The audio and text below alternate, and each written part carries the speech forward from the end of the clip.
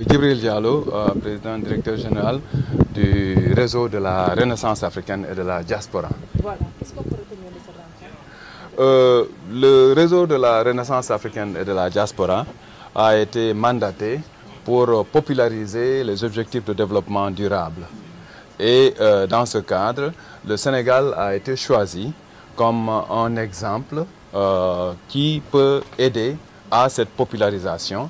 Et nous avons eu une séance très riche aujourd'hui dans laquelle la délégation de haut niveau de dirigeants de l'enseignement supérieur, de dirigeants économiques et des médias a été imbibée de l'orientation de la réforme du système de l'enseignement supérieur, exemple qui est très intéressant et qui va servir de base de la mise en œuvre de ce nouveau programme.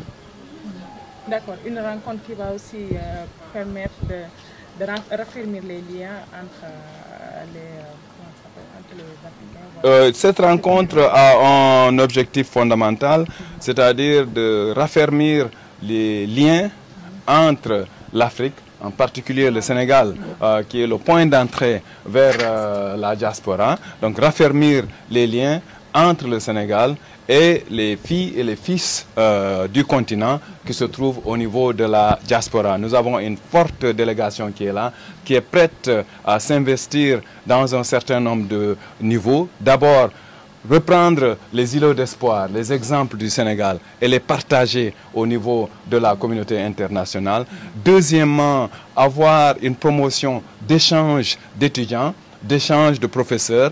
Troisièmement, avoir un partenariat dans le financement de ces activités, non seulement à travers le système des Nations Unies, parce qu'après tout, le 11 juin prochain, le président de l'Assemblée générale des Nations Unies convoque une séance sur le financement des ODD, mais aussi au niveau de la communauté internationale. Et tout cela, mieux le répercuter sur le plan des médias, sur le plan de la communication. Nous avons 3 gros organes qui sont dans la délégation, l'Association nationale des journalistes africains-américains, qui est une organisation qui regroupe 4000 journalistes dans la grande presse américaine.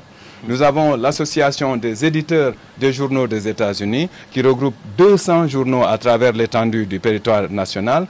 Et puis, nous avons l'Institut international qui est basé à Vienne, qui est l'une des plus grandes organisations. Tout ce monde vient pour écouter, voir la réforme de l'éducation du Sénégal et aussi se mettre au diapason de ses orientations. Donc nous saluons le leadership de monsieur le professeur Mary Teuw Niane, ministre de l'Enseignement supérieur, de la Recherche et de l'Innovation du Sénégal.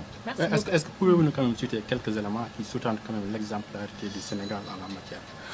La première chose, c'est surtout la réforme du système de l'éducation qui permet de l'enseignement supérieur, qui permet de mettre l'enseignement supérieur beaucoup plus au diapason des réalités, des besoins du Sénégal. Et deuxièmement, comme tous les pays du monde, le Sénégal est confronté à un défi, à savoir le grand nombre d'étudiants qui ont le baccalauréat. Comment est-ce qu'ils peuvent avoir, ils ou elles peuvent avoir accès à l'enseignement supérieur? Nous avons eu des exemples très innovants. Comment est-ce que le Sénégal est parvenu non seulement à faire face à ce nombre d'étudiants dans le secteur privé, dans le secteur public, pardon, mais aussi dans le secteur privé, mais aussi l'université virtuelle qui est parvenue à accompagner des étudiants. Aussi une façon innovante de financer l'éducation en consacrant une bonne partie du budget à l'éducation, mais aussi en s'ouvrant vers les partenaires de l'extérieur, si bien que le Sénégal devient un pays qui est beaucoup plus attrayant par rapport à l'acceptation des étudiants étrangers.